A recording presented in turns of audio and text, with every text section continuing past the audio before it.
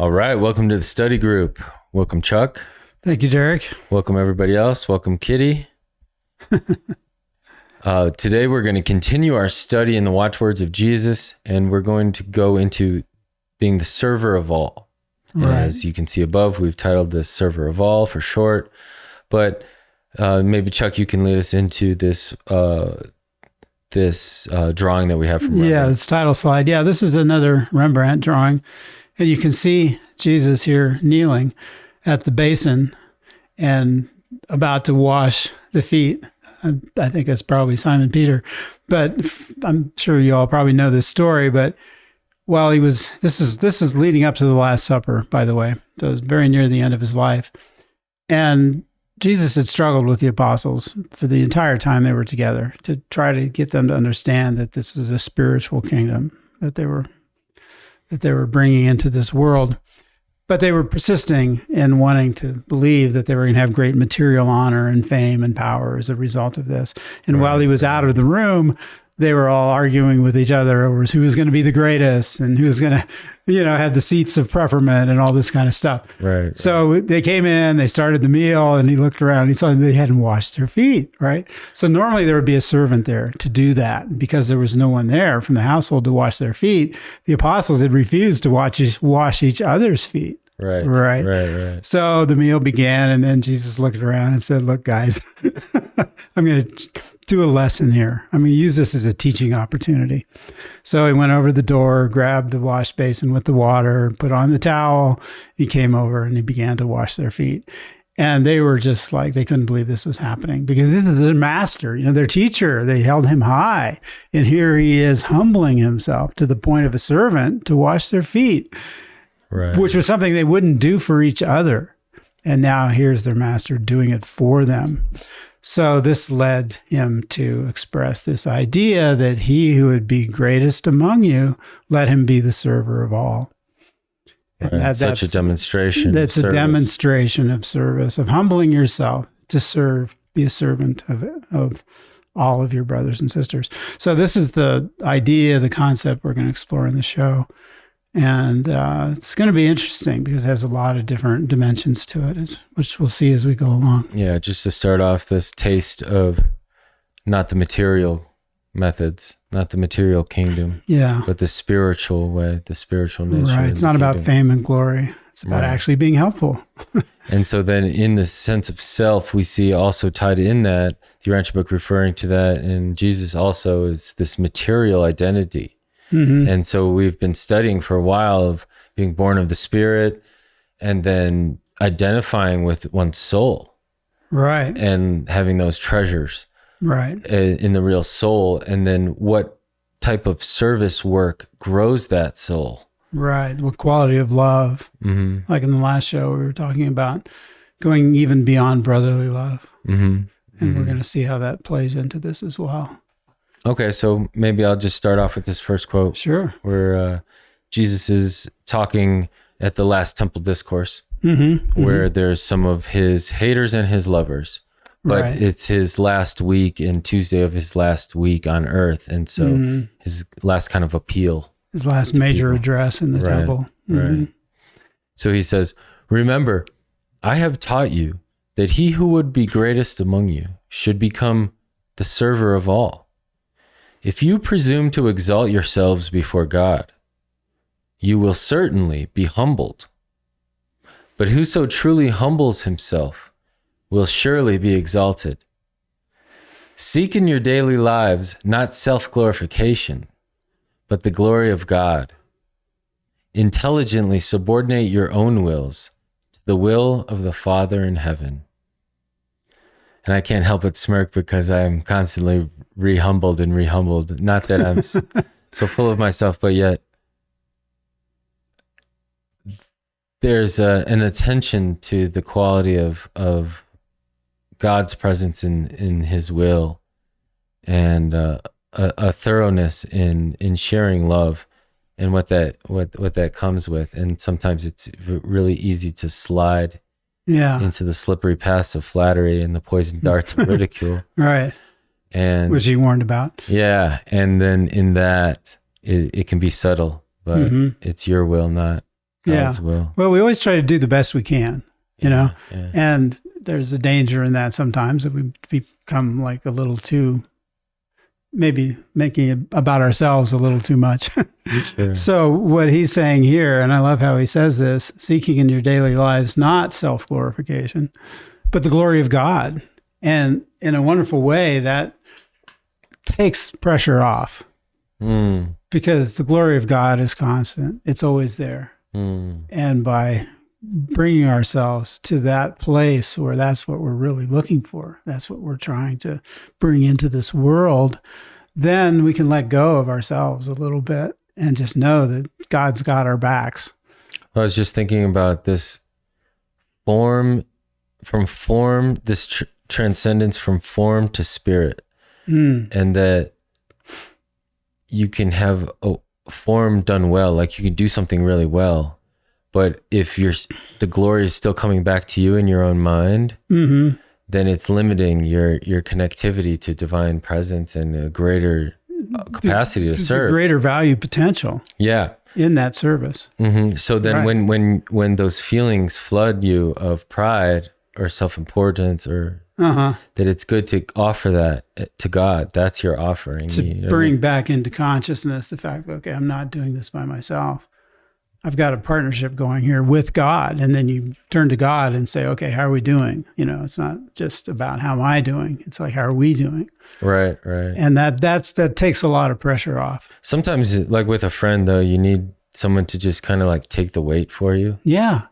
And so that's why for me personally, I feel whenever I'm feeling flooded with these, the sense of self-importance, to just like really give it to God. Yeah. Whether it's a shame or guilt or self-importance of glorification or whatever it is, just give it to God and let that go. Let that be continual cycle where it doesn't get stuck in my own personal temple. It's going into the network. Well, that's where this idea of subordinating your will to the will of the Father comes in. And I like how they put this. They say how Jesus put it. He says, intelligently subordinate your own will. So that again suggests a collaborative partnership with God.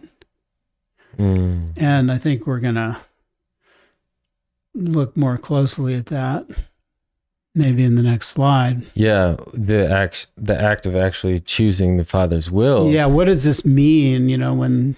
This being an act, well, let me just read it. Yeah. This choosing of the Father's will is the spiritual finding of the Spirit Father by mortal man. This choosing does not so much consist in the negation of creature will, quote, not my will, but yours be done, as it consists in the creature's positive affirmation, quote, it is my will that your will be done.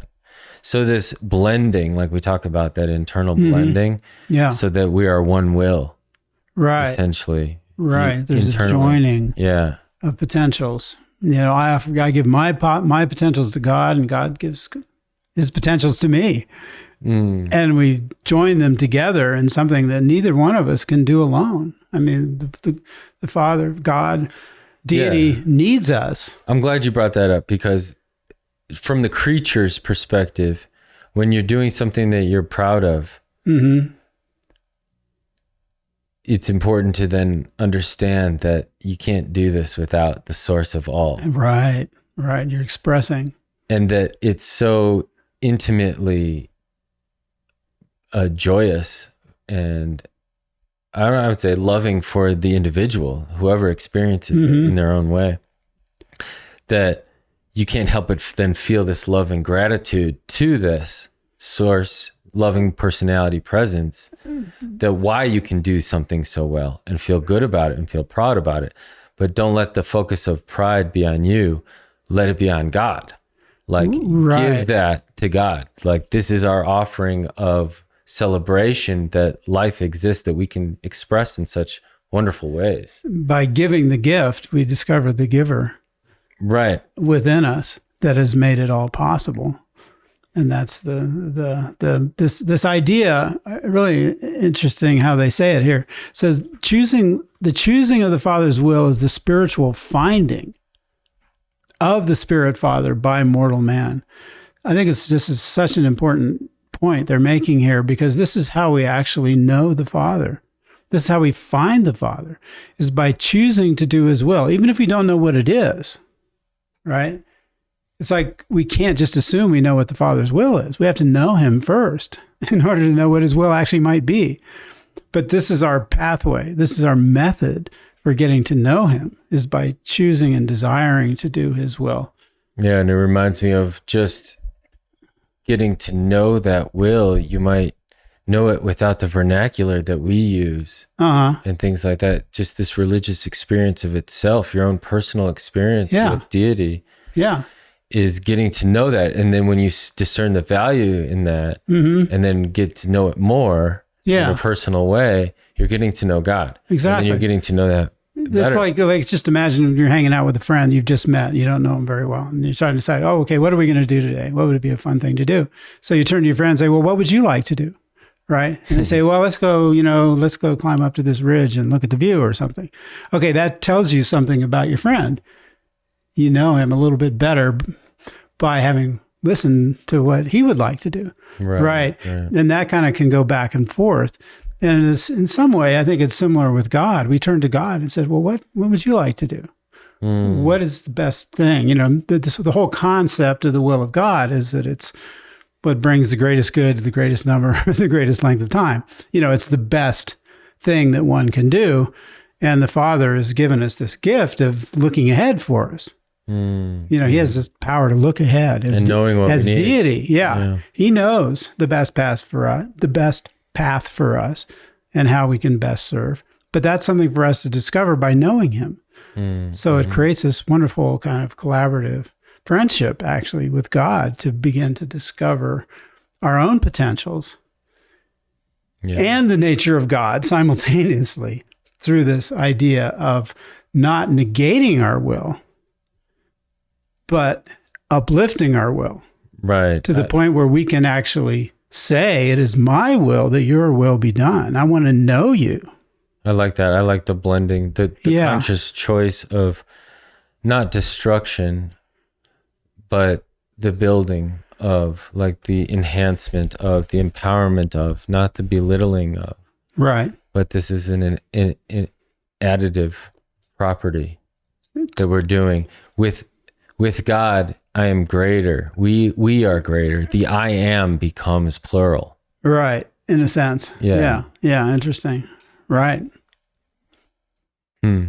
Well, it also then, in that I am becoming plural, or that experience of deity association and experiential influence from that relationship, I kind of, maybe I could go into this next quote of religious experience, is the realization of the consciousness of having found God. So like what we were talking about, this service is doing this. This is service right here, right? Actually finding God, not just knowing that God might exist in theory.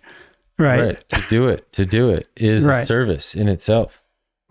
And then, so then in this experience of having found God, and when a human being does find God, there is experienced within the soul of that being such an indescribable restlessness of triumph in discovery that he is impelled to seek loving service contact with his less illuminated fellows, not to disclose that he has found God, but rather to allow the overflow of the welling up of eternal goodness within his own soul to refresh and ennoble his fellows.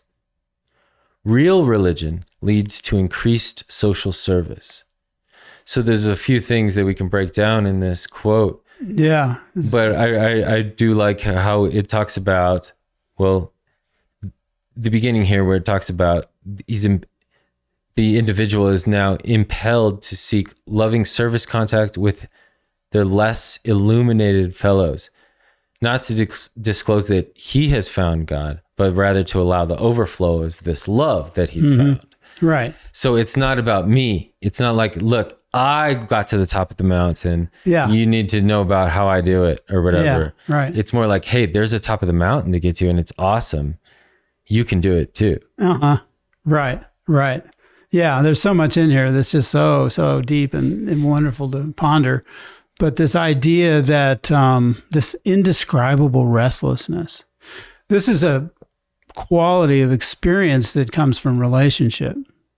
It's like, again, if you meet a new friend or a partner or whatever, and all of a sudden you feel all this potential that's that becomes possible in the relationship, even with a human friend or partner.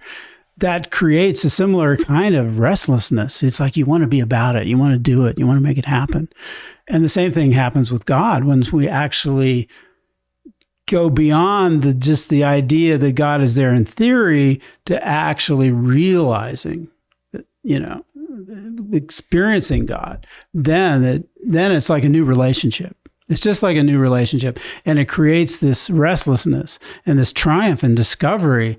And you want to share not about your experience that you found God. It doesn't mean you all of a sudden become a proselytizer, right. insufferable proselytizer, but rather you're impelled. I mean, what a word, impelled. You just have this urge to share this upwelling of goodness that's coming up within you because it's loving. It's loving. It's loving. Yeah.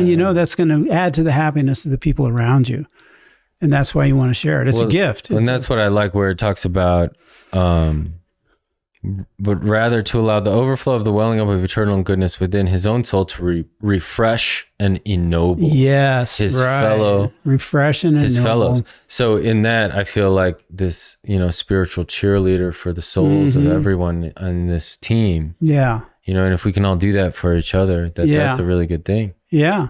Or like if you're, somewhere and somebody walks into the room and they have this quality, you just want to come up to them and just be refreshed and ennobled by drinking in their presence. From the fountain that spilleth over. Something about them is different from everybody else. They have this upwelling and you just want to be part of it. You want to drink it in, So we can be that too.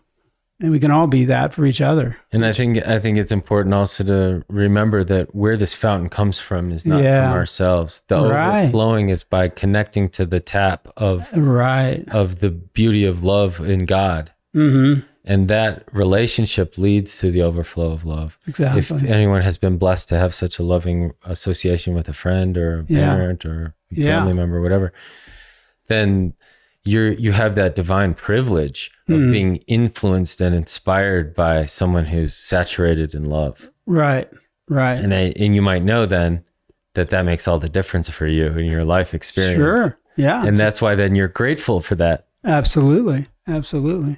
Yeah. And we can find that with God and be that for each other. Yeah. And this notion of it's an adventure and it feels good too. It feels good to be loved, but it also feels good to know that you're on the beat of, I would say, the rhythm of the universe. And service is the act of that rhythm.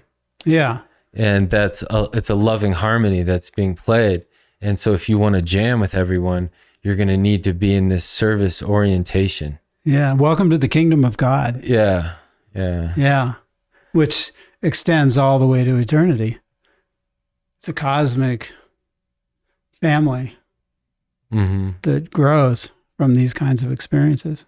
And it helps to remind people about that. Yeah. So, well, let me get into this next quote, because this next quote maybe... Yeah, this one's really sweet. If you... you can set us up for it. Yeah, okay. So there's this image. This is a story where Jesus and Ganid, who was the son of a Indian merchant, were walking around, I don't know, Rome, was it? Yeah, they were touring Rome. Going about doing good things. Anyway, they came across this little kid who was lost, right? He'd gotten separated from his mother somehow. And I like this image because it's like, here he is sitting there. He's like, doesn't know what to do. And Jesus just comes up and sits down next to him. What you up to? It's just hey, what's up? What's going on? This poor little kid.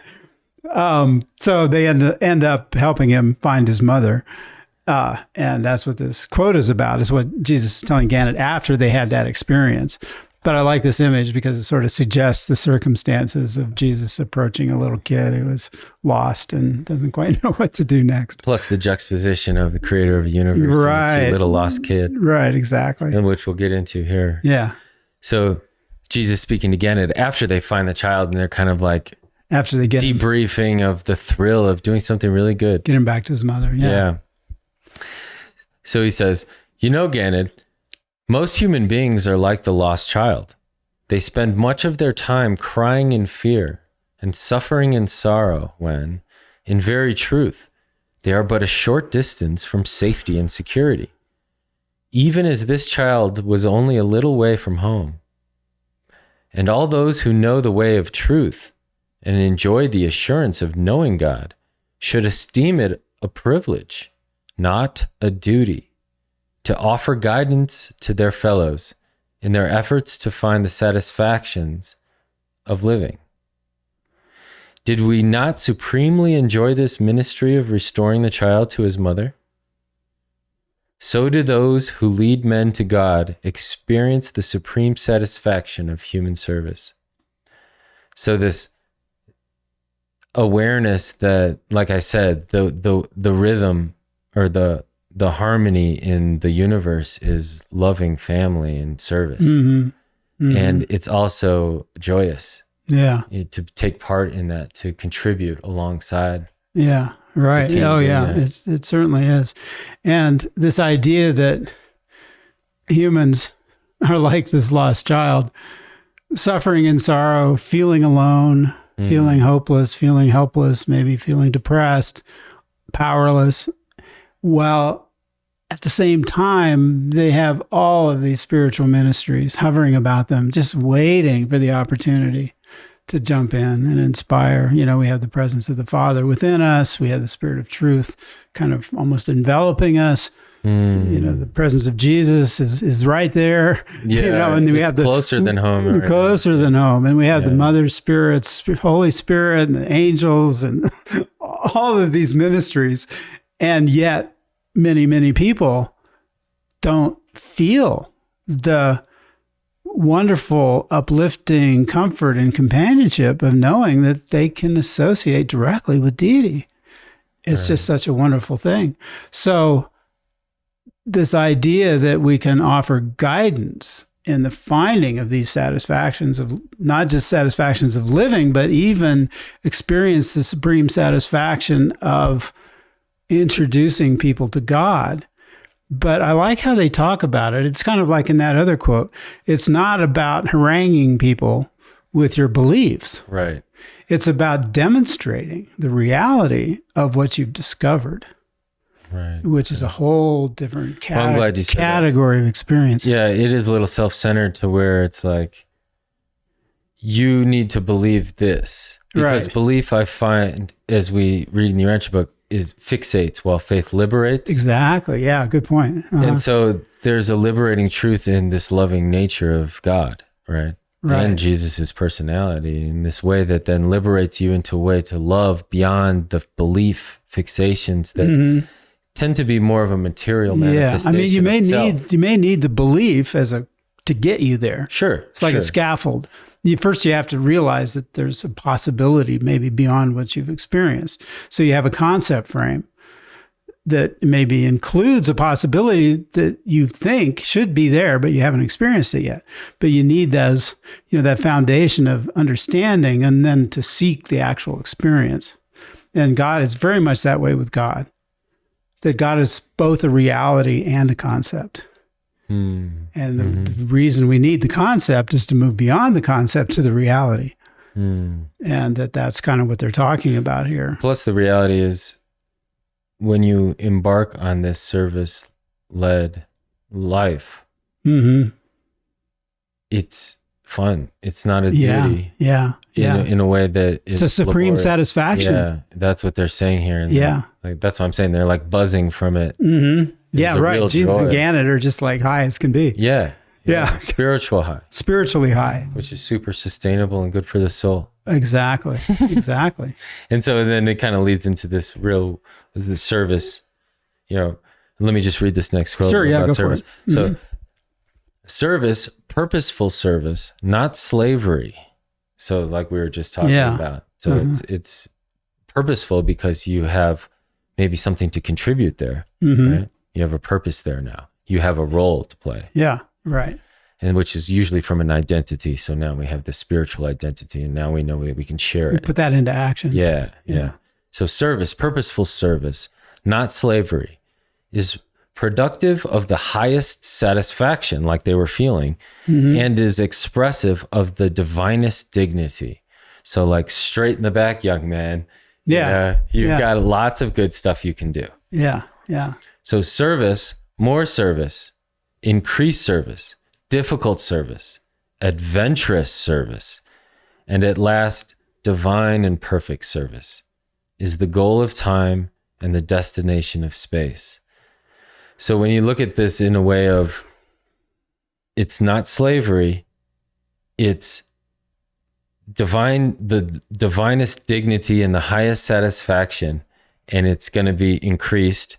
It might be challenging, but it's going to continue in a way where it achieves some form of perfection. Right. And that alone should let you know that this adventurous service is going to be something really special. Yes, exactly. Yeah, and they put it in this cosmic context. Yeah. The goal of time and the destination of space. I mean, this reaches beyond this life into eternity, that this is the principle that's going to carry us forward as we grow and develop. And it's going to be adventurous. Might not be easy, like you said. Could be many times, can be difficult. But yet it yields the highest satisfaction and is expressive of the divinest dignity. So they're really almost defining service in a new way here. I mean, the Urantia book tends to do that with a lot of the concepts that it emphasizes. It takes an existing human word from our language and uses that as a foundation to build this greater concept. Yeah.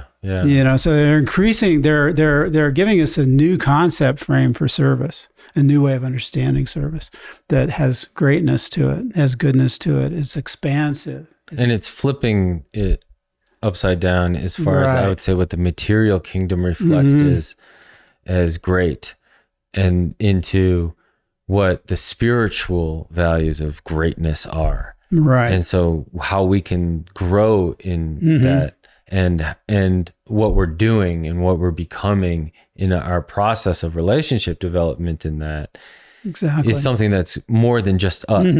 So in the material self, it's always about us. Yeah. But in this, it's a dynamic project. Exactly. Yeah. It's a growth opportunity. I mean, we often think of service, like is an employment, it's kind of drudgery or whatever.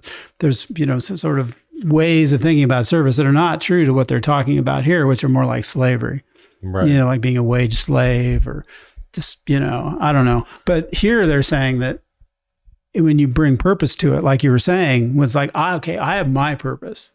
I may be doing something that I have to do right now. Maybe I'm doing it to get paid or whatever, but I'm going to do it with my purpose. Right. And that elevates it. And I remember we were talking about how, if your purpose is love, then, even if you're in shackles with your brethren in shackles, you can still bring love to that equation. Right. You can let God smile through you, uplift the spirits of others around you, even if you're all chained to the boats. Yeah, like, and you're rowing like to the drum. Scene in Ben-Hur, right? The drum going. Well, the galley slaves. And with that, there are people in prison who find ways for self-improvement and group improvement too, in some of the darkest corners, because the Spirit of Truth is there calling it out to let them know where to go. But in part of that, in that service, we were talking about what we just hinted at, is that becoming great, doing this good work. And then what that becomes is potential greatness. Right. So let's talk about that. Okay. Yeah. So going back to our original quote, where Jesus says, he who would be greatest among you, let him be server of all. Right. So we're going to explore a little bit about what he means by greatness. Okay. Because the apostles, their concept of greatness was opulence and military might and money and wealth and all of that kind of the power, material power and might and all of that. I mean, that was just their cultural, and many cultures are like that. Well, all of us have a way. We want to, yeah, right. We seek greatness and, maybe even triumph over others or who knows what. But he's telling them here, okay, that's one kind of greatness, but I'm telling you about a different kind of greatness. And this is spiritual greatness. So let me just read this and we'll get an idea of where this is going. So this is, these two quotes are talking about an order of angels that we'll encounter during our ascension, who instruct us and teach us about the nature of reality in the universe, the way the standards of culture etiquette in the greater reality, right? Right. Which we're going to discover eventually once we get off this planet. And these angels, this is what they teach. They teach that greatness is synonymous with divinity. God is supremely great and good. Greatness and goodness simply cannot be divorced. They are forever made one in God. To be great is to be godlike. And since the quality of greatness is wholly determined by the content of goodness, it follows that even in your present human estate, if you can, through grace, become good, you are thereby becoming great. Right. So we all have this potential to be good. That's a gift from within. Our spirit within us, the presence of Jesus, all of these spiritual ministries that we've been talking about are sponsoring goodness, because that's a quality of divinity. They say good, greatness is synonymous with divinity, but being good is part of that. Yeah. So aspiring to be good is a very different way of looking at one's life. Even your career. If you want to invest it with goodness, then that's where real greatness can manifest and become an influence on this in this world even. Yeah, I look at like it's not what you are. Because you tend to, when you think of yourself as what you are in your fixated belief of what you are. Right, trying to achieve a status. Then you want to be great. Right. But your potential true spirit destiny is to be great. But you got to understand how it is to be great. And so you choose to become good. Right. And in becoming good through your decision processes, day in, day out. That's a becoming. You're becoming great. Good. You're becoming good. By doing good. Right. By continually choosing to do good now, instead of just becoming, you're actually acting out good. Right. Now you're becoming something great. Discovering it and manifesting it. Right. It's growing into greatness. And that, as that develops, people look at you and say, wow, he's really a good person. Yeah. Have you ever noticed somebody like that? Say, wow, that person's like really a good person. Yeah. And you want to be around them. And they, depending on where they go with their lives and what they do, everything they do is going to be great because they're good. Yeah. Right? That's kind of the formula here. Almost. Well, I know some people, they'll be like, man, that guy's so lucky. Yeah. And some people, are lucky. Like we learn about the ways of how you can acquire wealth. Yeah. Things like that in the material way. But this is a little bit different. It's very different. Yeah. And so it's what maybe people who see someone as lucky might not have the perception tuned into what is spiritual service and what is really valuable in the kingdom. Yeah. And then you see why this person is just rolling in the fruits. You're like, hey, okay, maybe there is something to this. Fruits of the Spirit. Yeah. Right. Yeah. Well, just think of Jesus washing their feet. Somebody from the outside looking in on that scene might think, oh, that person's not great. He's just a servant. He's not great. He's just a servant washing their feet. Who's this guy? Oh, yeah. But passing by, looking. But if you know what the story of what's going on there, this is the creator of the universe, humbling himself to the point of washing the feet of these men that he's training to carry this gospel into the world. And he wants them to understand that service is where greatness comes from. Because this attempt to reveal these new teachings and about the nature of God is not going to be easy. It's like the ultimate service, but it's also extremely difficult. It's a tough choice. And they're not all going to survive it even for very long. Some of them were put to death. Yeah. So not all of them, fortunately. Yeah. But even Jesus, look what happened to him. And we can take from all that in our own lives. This Right. choosing to do good. The determination, about goodness. And this choice that it's ours. And then the choice becomes the act. And Right. The act is ours. But maybe you could read this. Yeah, let's go on to the next one because this is going to expand on this a little bit. So there's just a couple of passages that are related in an interesting way. They say that the highest moral choice, meaning, okay, I want to do the right thing, right? The highest moral choice is the choice of the highest possible value. So they're bringing values into this. And always, in any sphere, this is to choose to do the will of God. So this is the highest moral choice in any sphere, is to choose to do the will of God. If man thus chooses, he is great, though he be the humblest citizen of Jerusalem or even the least of mortals on Urantia. The doing of the will of God is nothing more or less than an exhibition of creature willingness to share the inner life with God. So here they're saying that the highest moral choice is to do the will of God, and then they're defining the will of God as the willingness to share our inner life with God.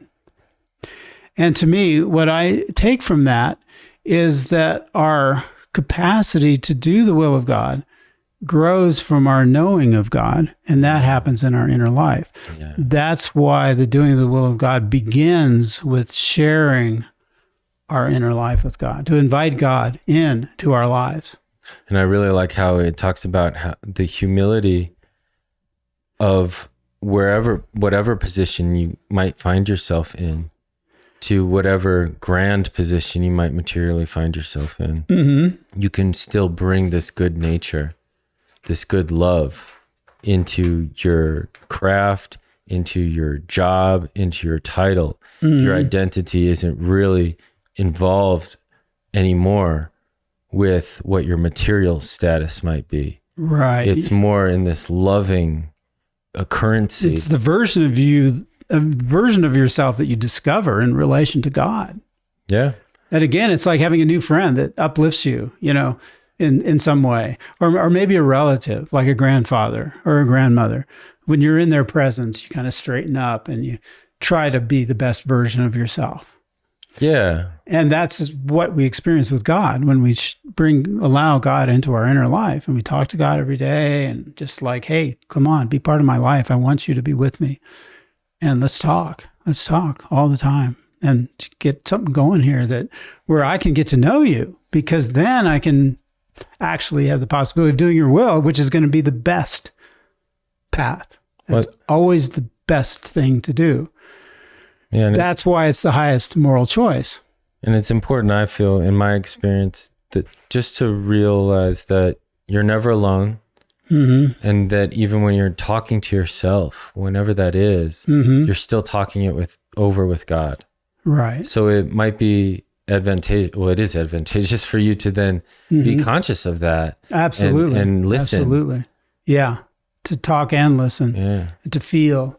And one of the reasons I think this is so important is because if we don't do that, if we look outside of ourselves to the world for our standards of what's the right thing to do, we could really get misled, mm-hmm. because the cultural standards of what the right thing to do is, it's externally defined, may not be the will of God.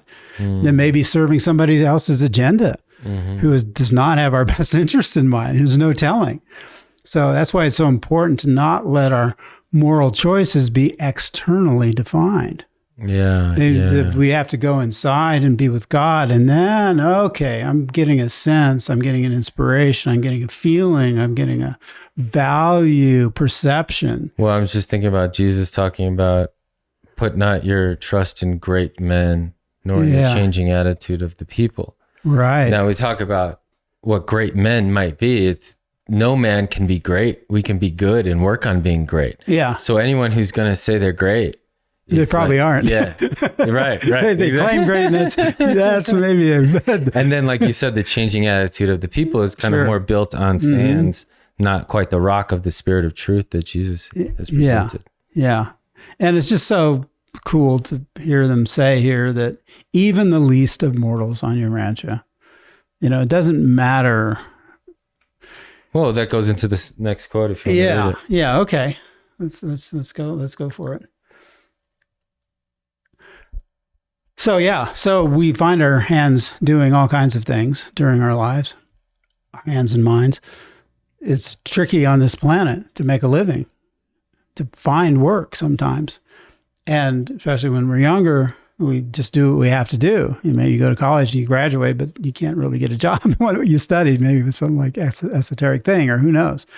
But we have to do what we have to do to survive. So we get all kinds of tasks and jobs. So here they're talking about common labor. Let me just read this. This is Jesus talking again.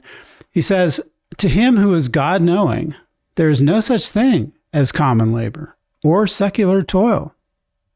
To you who have worked with me, all things have become sacred, and all earthly labor has become a service even to God the Father."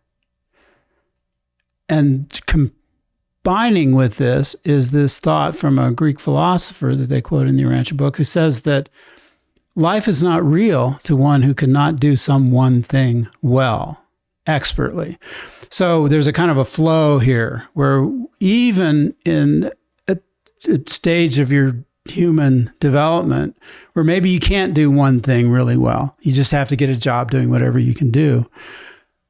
Nonetheless, even in those circumstances, you can bring a God-knowing attitude into that work.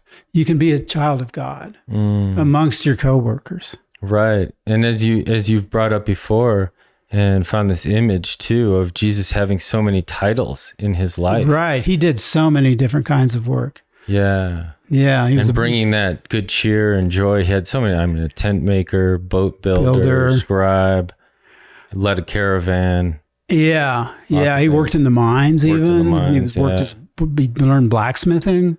He was a fine cabinet maker. He was a carpenter, but he was also a fine cabinet maker. And that was part of his one of his many types of work that he mastered. And some of them were very common labor. I mean, working in a mine, what's like could be more laborious than that? But yet he brought good cheer to his coworkers and found ways to make all earthly labor sacred and a service to God the Father. Yeah. I just want to comment on how that can be, because it is again on this identity where, like we talked about, this blending with the divine presence within and growing a relationship, and then growing your soul and laying up your real treasures in heaven. Right. And then when doing that and identifying with that, this eternal nature of love, then that is your identity, not your title of where you are. Right. But you can bring that love with you. And what you're looking for is service. Because when you've connected with the one to bring back love to the many, you realize that you need personality association in order to do that. And so wherever you find yourself, there's probably personalities around that you can share this love with. Exactly. Yeah. Right. And that's how we grow. That's how we become more real.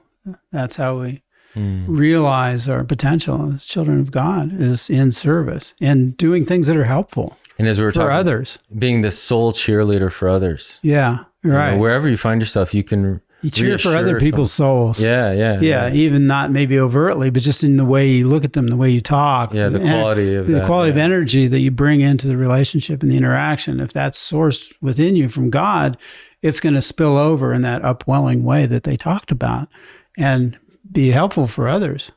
Yeah. And what I like about that is that it feels good. It always feels good. It always feels good to share that way. Yeah.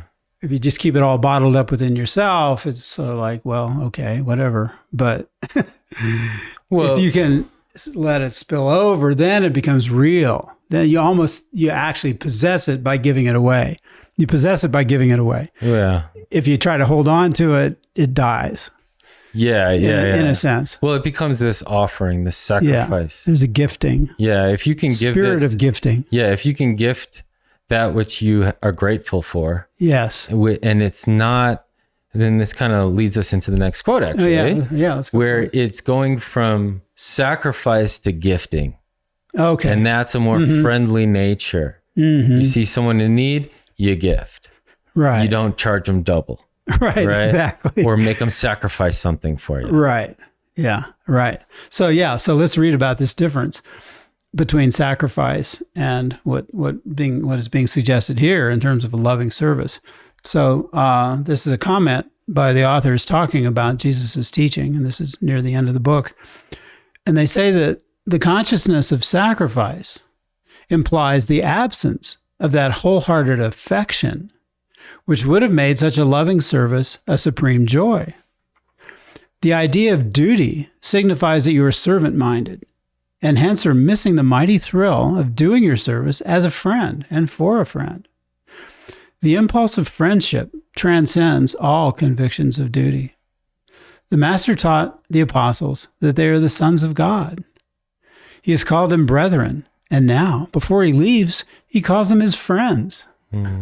So here's the creator of the universe talking to his apostles about, hey, we're friends, right? Yeah. And he even, while they were out teaching, he would tell his apostles to say that what they're really talking about, what they're really teaching is friendship with God. Right. The gospel of the kingdom is really friendship with God. Yeah. So this puts our relationship with God on a whole new level. Yeah. He says he called them brethren, which would be brotherly love. And we were talking about that in our last show. And then he says, okay, I'm giving you the opportunity to go beyond that to a new quality of love. And part of that is this idea of friendship in a spiritual sense, in a loving spiritual sense. So that when you serve somebody or you're in a job or whatever, if you look around at the people you're serving, you think of them as your friends, then that changes your attitude toward the work you're doing. You're doing it for your friends. You're not just doing it because there's a whip on your back. Right. Yeah. And I like, I think we've talked before, hearing that you choose your friends. Like I've been told, you choose your friends, you don't choose your family type of thing. Oh, yeah. And so you can be, not always get along with your family, but your friends, you just get genuinely excited for, where you do things where it's not a sacrifice. It's a pleasure to pay for them for dinner. It's a pleasure to do things for them, to go out of your way to help them move or whatever it is. Right. Yeah. Right. You maybe not always, but still. Yeah, maybe not always. But they do say here that the impulse of friendship transcends convictions of duty. Yeah, that's good. That's where it's like, it contributes to the quality of the relationship. It becomes a memory that's held fondly within the friendship, as opposed to, man, I hated that every minute of that. Resentments and bitterness, and right, it completely blows all that away and creates good memories. So your services can produce good memories and satisfactions, memories like the Jesus in Gannon restoring that kid to his mother. That became a memory for Gannon that actually influenced the rest of his life. Well, it's very interesting that you bring that up, because that's such a spiritually valuable experience that it will go on eternally, because they'll stay with Gannon's soul. It reverberates. It continues on. That's what's spiritually valuable, that's in the treasures in heaven that you're building up there. Right. It continues with you, as opposed to the material treasures that we obviously are always comparing this to, just to drive it home, that it's not so much that which you see, but that which you are experiencing in this growing relationship with divine presence. Right. It's like that parable I think we were reading last time about the guy who had all his goods and he was sat, his barns were full and he was feeling all pleased with himself. And then the brigands came in the night and took it all, burned down his barns, and he was left with nothing. Right. That shows the impermanence of our physical, accumulations, if you will. And even our bodies, we know we're going to leave these bodies. We can make them as, habitable as we can, and take good care of them. But we know we're going to move on.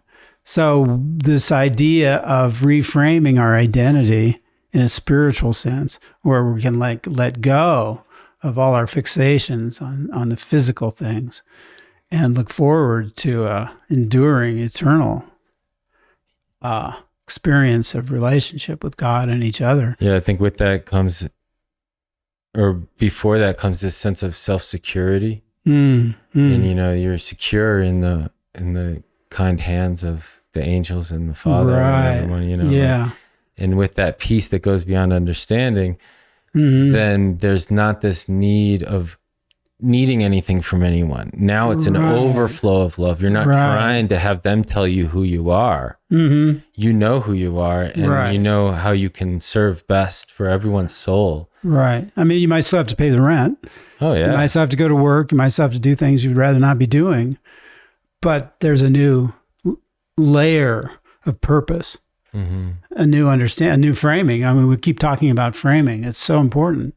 Framing and identity are the defining sort of conceptual tools that we have to uplift ourselves and, realize and experience some of these possibilities that are being talked about here. That transformation that where everyone's searching for, that self-transformation, is really that identity transfer from material self to the soul, the eternal self. Exactly. Your potentially eternal version of yourself. And that comes in, it's not just like, okay, I decided that. That's part of it, but there's also then a doing process in relationship development with the loving God. Oh, absolutely. As well as relationship development with other personalities. You're having to work it out and grow it. Yeah, that's the difficult service.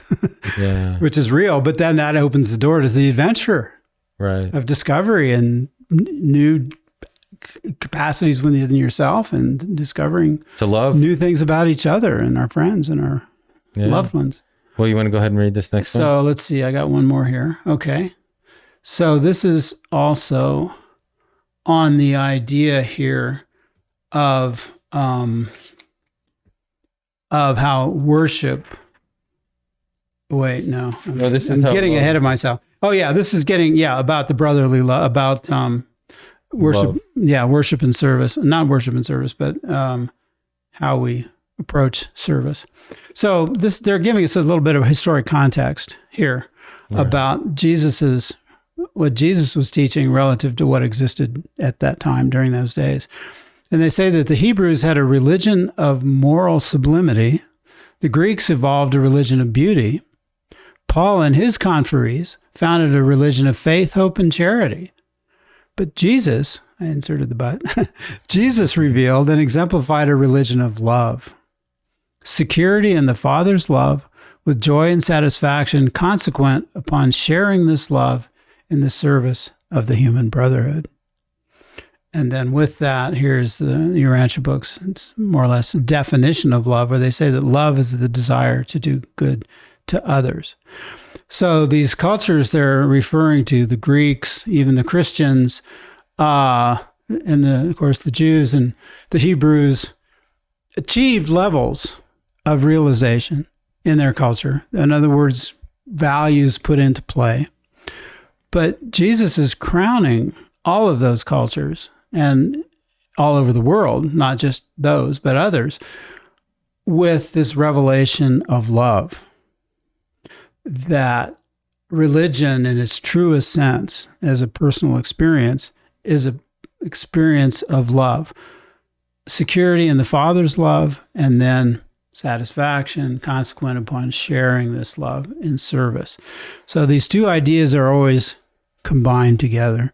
We discover the Father's love, and that overflows into service. Yeah, and I like how the personal decision so working on love is the desire to do good to others. So there's this desire, but yet in service is sharing this love. Right. So you can have a desire, but until you act, that is what's really important, because it builds the supreme. It's part of building your soul. It's part of building a lot, and it's our contribution. Exactly. So in that service, in love, that loving service. Right. Over and over again in the Urantia book, they talk about loving service. Yeah. Those two words are almost always paired together.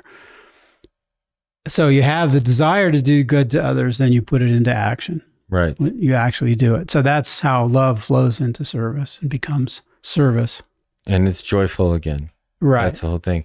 If we can flip our idea of what it means to serve, as we've just shown that you can serve anyway, so that you can really actually stay connected with God in wherever you are, because you can always serve where you are. And so it's a wealth, a resource of loving credits that grows as you are withdrawing, as the way that you are it using becomes almost like a habit for living. And it increases. So that love grows as you share it. Exactly. And then you look forward to those experiences because you have a memory of the prior experiences of similar nature. And you realize this is good stuff. You know, I can make this more, I can make this better. And this is how I'm also going to get to know God, and all these other good things are going to happen. So you can have, you know, we need morals, we need beauty, we need faith, hope, and charity. All these are good things. But again, Jesus crowns all those cultural achievements with this potential for a new kind of love. And that's what we were studying in our last one, you know, about the apostles. You know, brotherly love is great, but I'm showing you a new quality of love. Love how I have loved you. Loved how I have loved you. Begin to take on this attitude of parental love, Right. which far transcends brotherly love. Yeah, yeah. And that's the love that we receive from God. So we can know that within ourselves. And I really enjoy to reflect on how divine love seeks to fill those who are really lacking love more. Yeah. So It's a seeking out. we can learn from that example that when people maybe aren't being very loving to us, we can then learn the ways of love and understand that there's a need there. A love need. Yeah. Right. So we can look at them in a way that transcends maybe what they're feeling. We can look at the Spirit of God within them and bring that to the interaction. You know, I've noticed that at times when I remember to do that, even maybe just with a barista or something, getting coffee. If I remember that, okay, I've got this, I'm a temple for the Spirit of God, and I realize this person who's maybe in a bad mood or whatever is also, and the Spirit of God is with them, and I just look to that in them, all of a sudden something happens. Like they'll smile. There'll be a transformation of that moment. The engagement, there'll be a transformation of the engagement that comes purely from this quality of consciousness. It's very powerful. Well, it reminds me of a rhythm that, you know, the universe vibrates and it vibrates too. And that then is something that the spirit recognizes. It's like a dance of love. Yeah. You get in the rhythm, get in the flow. And then, and then that probably gets you into the state of then more getting into action state, because you're already in the loving mindset. And so then your interactions are going to be more loving based. You're going to want to. And knowing to follow through in that interaction, because it's not just saying, okay, I'm sending loving light to this person who's 5 feet away from me, instead of being nice to them and talking to them and stuff like that. Right. Yeah. You got to have to reach out and do things. It's not always going to be easy. Right. Even if it's just a smile. And then they go, okay, maybe life isn't so bad. Yeah. You never know, but the act is yours. Yeah. Yeah. So should we go on to, so here we're going to talk about what Jesus meant by saying becoming a server of all. You know, why did he say server of all? You know, he could have just said, you know, he would be the greatest among you, let him serve, right? But he didn't say that. Let him be server of all. So what's the concept frame here that he's introducing that you lead him to say it that way? Yeah, I like this because it's building on what we were just talking about, going into this sharing the love. Right. And so he says, or in the Urantia book, they're building on this concept where it says, this very love of God for the individual brings into being the divine family of all individuals. Right. So we've been talking about how God loves us. Loves everyone. Right. And so God loves each individual as an individual child in the heavenly family. Yet God thus loves every individual. He is no respecter of persons. And the universality of this love brings into being a relationship of the whole, the universal brotherhood. So just building on that there is a relationship in this family that is highly loved and valued, and it shares love. Each individual within that family is loved uniquely, individually. By God. And yet we are still unified in this family also. And that is what unifies us. Right. Right. Right.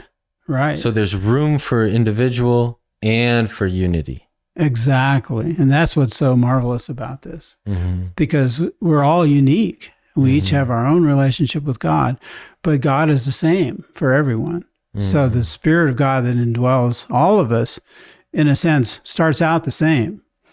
So there's something of sameness in us, and there's also uniqueness.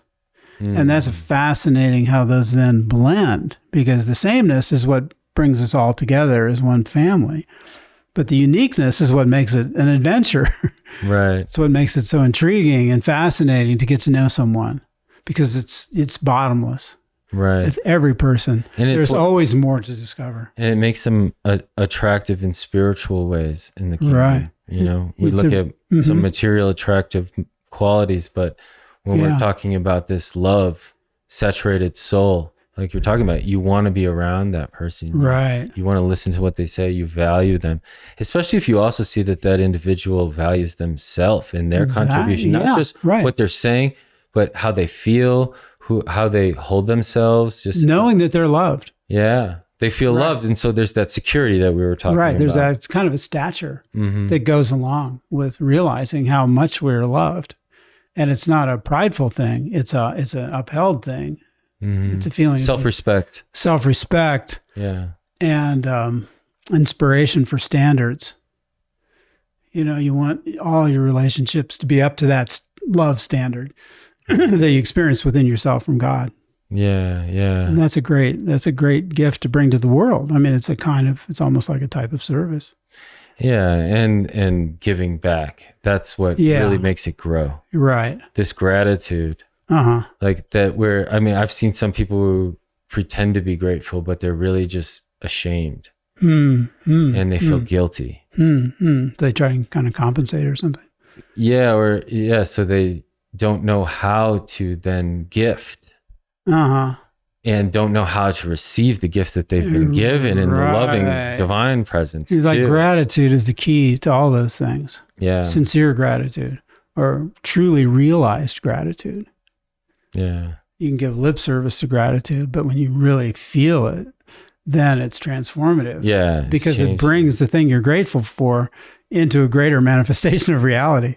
Yeah. Yeah. Yeah. So if I tell God, I'm so grateful that you live within me, every time I do that, it expands my realization of that fact. Right. It makes it greater. And the gratitude for that is what opens up that possibility. Well, it's kind of to this discovery quote that we have here. Yeah. Going on to the next one. Yeah. Yeah. Go for it. Having discovered and received this divine affection, men can aspire to reveal this love to their brethren in the flesh, as we've been talking about this whole way of unique ways of doing that. Jesus taught that service to one's fellows is the highest concept of the brotherhood of spirit believers. Highest concept. So this concept is the way, this framework in which we work through, right? Right. And then brotherhood constitutes a fact of relationship between every personality in universal existence. So we get this concept framework of a family. That's cosmic in scope. Yeah. I mean, look at that last sentence. A universal family. Every personality in universal existence is part of this whole. And that's just like part of this whole. And that's so expansive, so inspiring to think that we're part of this. Well, it makes me think about how Jesus says, that which you do to the least of my brethren or children, or you also do to me. But right, because he's part of it. Yeah, and we're all part of it, right? Right, we're all in it together. He's banking on all of us to do good work. So, we need to cheer on everyone if we can. And maybe I'll just point out one other thing that I like about that second quote is the sort of the introduction of the idea that service is a concept of relationship. Saying Jesus taught that service to one's fellows is the highest concept of the brotherhood and sisterhood, of course, of spirit believers. So, they're saying that this is the high. This is the what makes it the most meaningful. We derive the most value from service to each other within this cosmic brotherhood. And that's a concept of relationship. The service is a concept. It's a reality and it's a concept. Yeah. So when we grasp this higher concept of service, this reframing of service, then that gives us the opportunity to actually experience what they're talking about here. Yeah, this is the new paradigm that Jesus is bringing here, because the old paradigm is might makes right, where I can dominate in my will. I can force you to serve me. And then I can be great in my own eyes, or maybe in through my minions' eyes, or whatever it is. But here we're learning what it really means to be rich and laying up your treasures in your eternal way is through this service, this loving service that's actually building you too. It's not like you're not like, I mean, sure, it can be challenging, as we talked about, difficult service, adventurous service, more and more difficult service or whatever. But you get to understand, shall I say, the culture of the universe. Right. Instead of, maybe some people grow comfortable with the boardroom culture, business culture, sports culture, whatever their culture is. But now we're asking people to get used to the love culture of this universal family of God. Right. And in any of those situations, the people that you're associating with, those can become eternal relationships.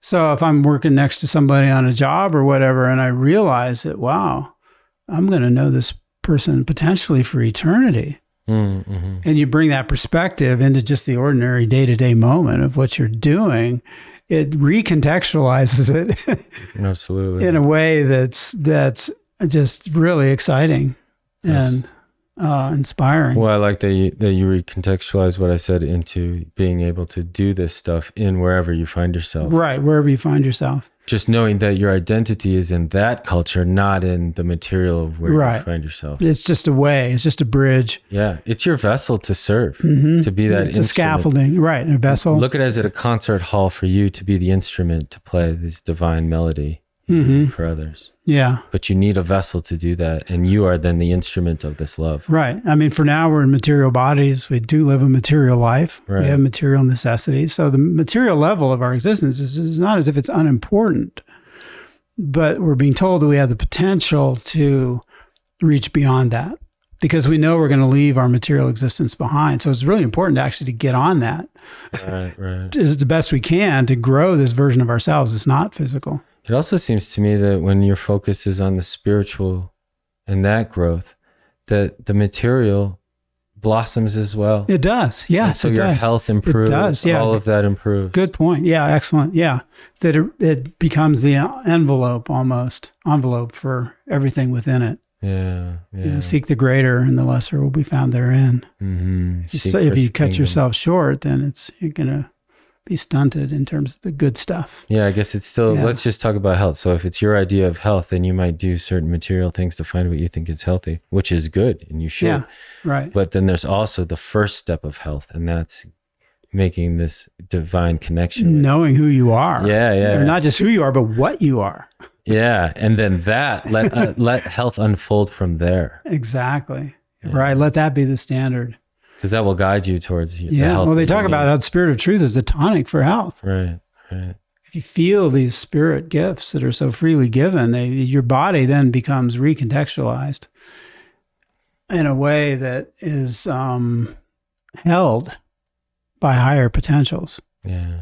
As opposed to being limited by, like aging or whatever else. That becomes less and less important, because you're actually becoming new every day. And you're becoming spiritually more happy. There's more joy. Yeah, right. And it's good for your body. Makes your body feel better. Yeah. It really does. And as we talk about the spirit of truth and its unceasing work to guide us into all things true, we've got this cool slide that we use Steve Sawyer's painting for. Yeah, go for it. Where Jesus is over here.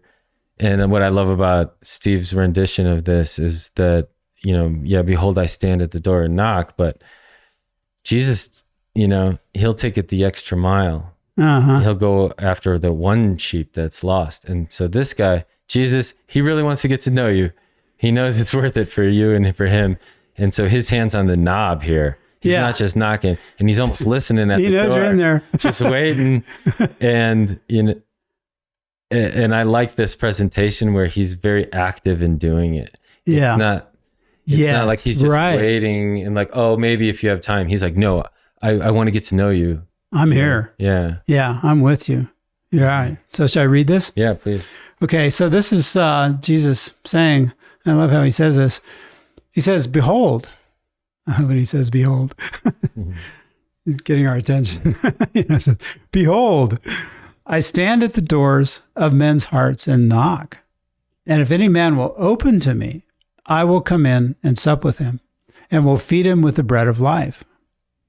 We shall be one in spirit and purpose, and so shall we ever be brethren in the long and fruitful service of the search for the Paradise Father. And there's so many things to love about this, but one of them is that he's not barging in. I mean, of all the deity presences that have been gifted for our ministry and uplift, he's the one that we have to choose. So like the Father's Spirit within us is gifted to us without, we make a moral decision on our childhood. And this is pretty Even much personality itself. pretty much an automatic thing. Yeah. And the Holy Spirit and the Mother Spirit is there without our asking. But Jesus is another matter. He's offering a real relationship, and we have to choose it. We have to open the door. All they can do is knock, but we have to open the door. So it takes a decision on our part, a choosing, an action to initiate our relationship with Jesus. It doesn't happen automatically. And that's what's so kind of wonderful about it, because when we do open the door, it's worth it. And we initiate it, then we have this fruitful association of, the bread of life and being one in spirit and purpose and being companions and brethren in eternity, really. Yeah. Knowing that the Spirit of truth is with us throughout this long adventure. It's like Jesus being with us, where it's like volunteering for a team, but its potential is perfect for you and for others in its way, that it's loving. The fruit of that relationship. It wants to see you lovingly develop. Right. Right. And we choose this relationship with Jesus every day. Right. We can invite him in. Hey, you clean up the house. Well, at the table. We always talk about that one part in the Urantia book where it talks about, your relationship with Jesus should take precedence over all other human relationships. Yeah, that's quite a statement. But we can see why once we understand who he is and what that relationship offers. Because it reframes every other relationship. You can now see why some people cling to him like he's all they have. Yeah. Because that is all he has, all they have. I mean, this rock of stability and security that comes with that. But then he'll take you out the door together. Oh yeah, they'll go out together. Yeah, yeah, and then let's serve together. Right. But I love the idea that's also in here that searching for the Paradise Father is a form of service.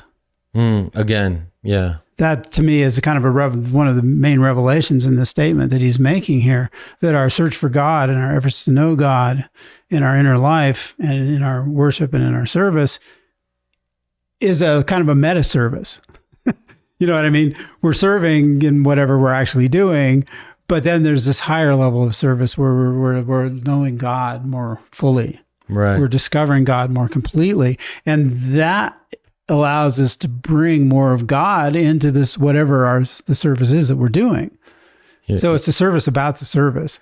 And I love here where, we're getting this opportunity to see that we'll get to be like Ganid when they found, this reminds me of when they found, they got the child to the mom, that he was sitting there with Ganid being like, yeah, wasn't that awesome? We just did that we get to be that way, not only in spirit with the Spirit of truth now, but actually with Jesus, with the Spirit of truth in eternity, in a way that we can then still bring lost sheep to their fold. Right.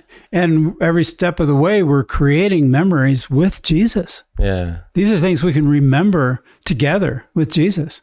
When we meet him eventually, when we get off this planet, like face to face, it's like, remember the time. Right? And he'll remember the time. And we can share the joy of that memory together. So to know that even now we're creating those qualities of memory and qualities of companionship is just such an open-ended and wonderful kind of opportunity. Yeah, we're lucky. We're lucky to be able to serve with this. Yeah. With this information, revelation, and spirit help and personality associations. Exactly. And so Yeah. keep up all the good work, all you guys out there doing that and living a good, loving life with each other.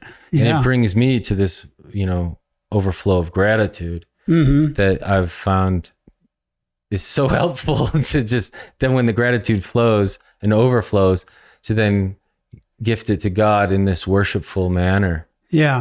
That then you become part of this unity. You can't experience that alone. No, you have to go into the unity with association. Right. You're choosing to do this. Right.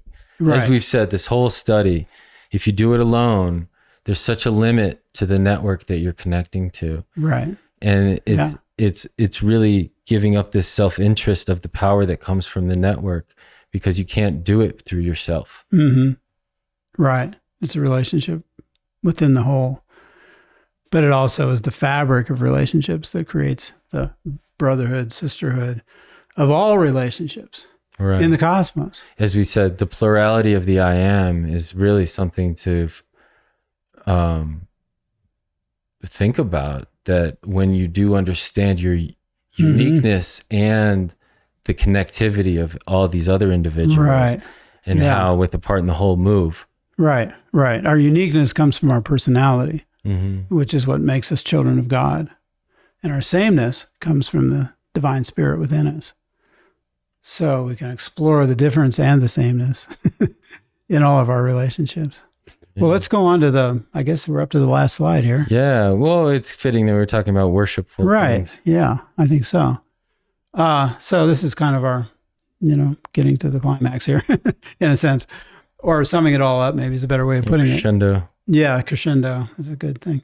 So they're talking about worship here, and they say that worship is the technique of looking to the one. This is actually Jesus talking. I forgot to put the quotes on, but it says, worship is the technique of looking to the one, which would be God, for the inspiration of service to the many.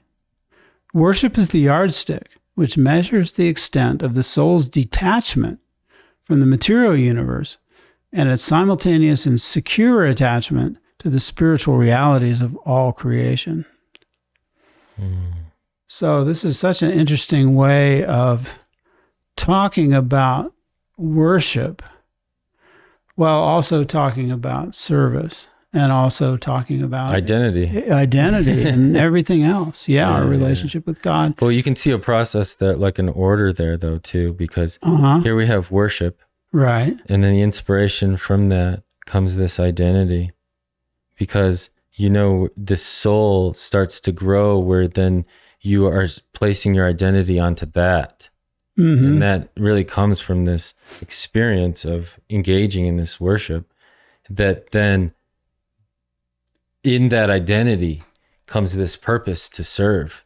Yes. And in how you serve in this manner from this source of love is really this spiritual realities experience that then is in the supreme. Right. That is now real. Right.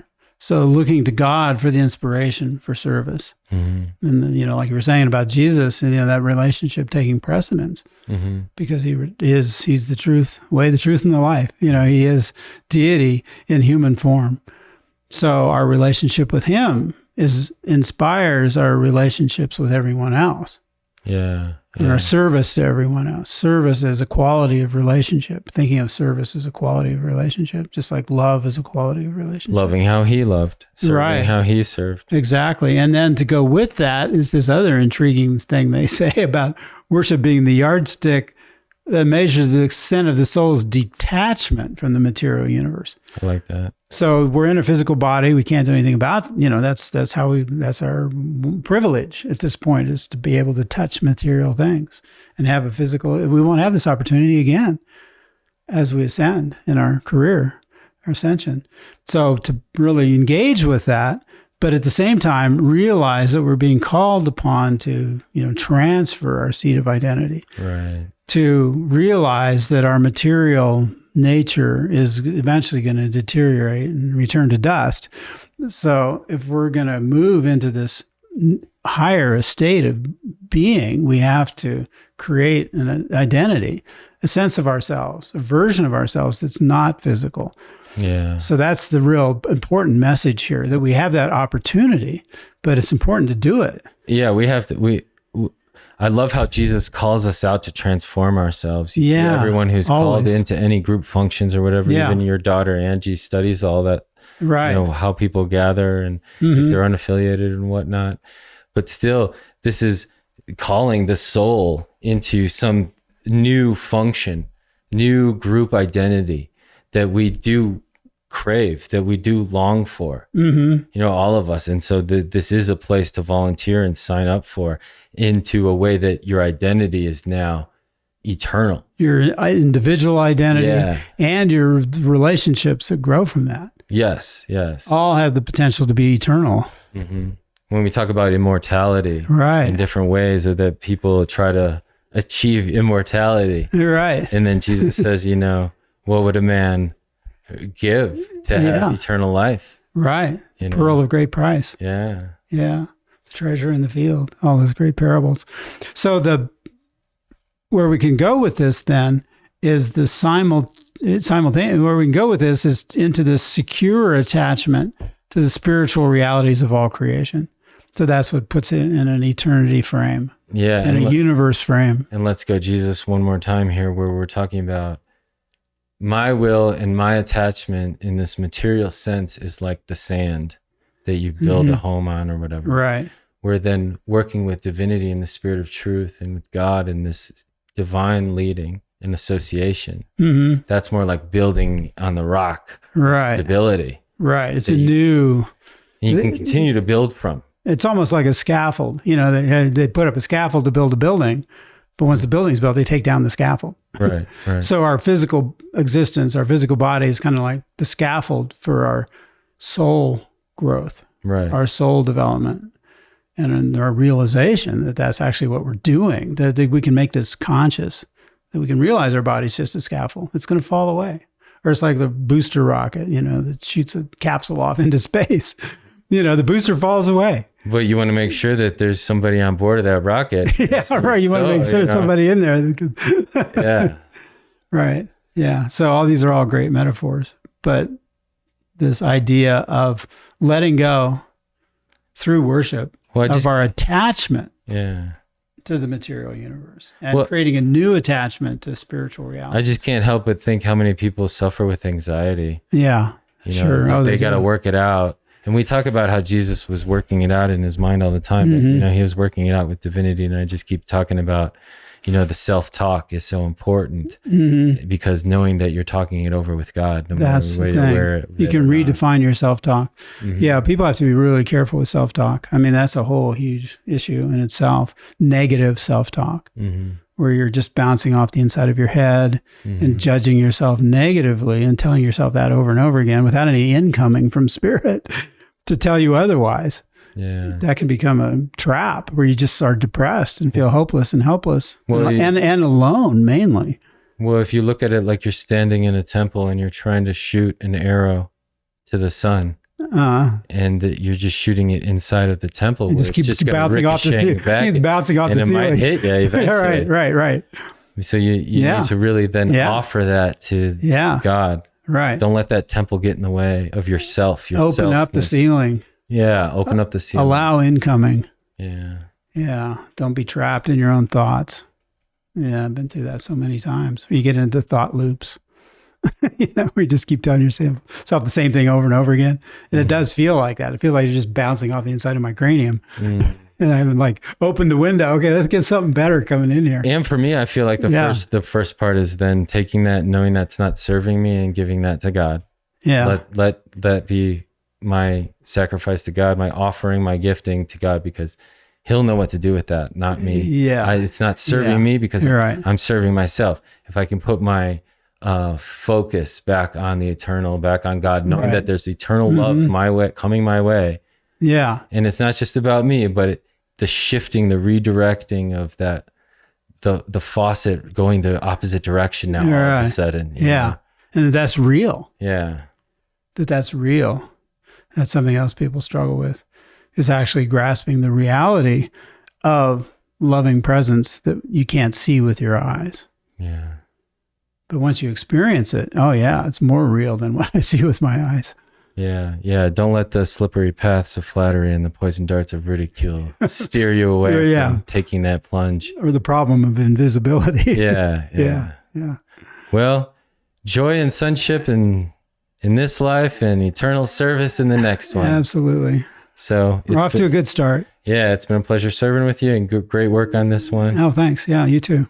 All right. Well, we'll continue to pursue and learn as we go. Yeah, and learn as we go. And I pray that there's peace in all of your hearts, and that your souls can rise to the level of service that you can do, baby. Let's do this. I hope just us talking about this is helpful. Yeah, it's like we can all be talking about this all the time, all these things. So this is just a little slice of our conversation. Well, all right, Chuck. Thanks again, man. And thank you guys. God bless, and we'll see you next time. Absolutely.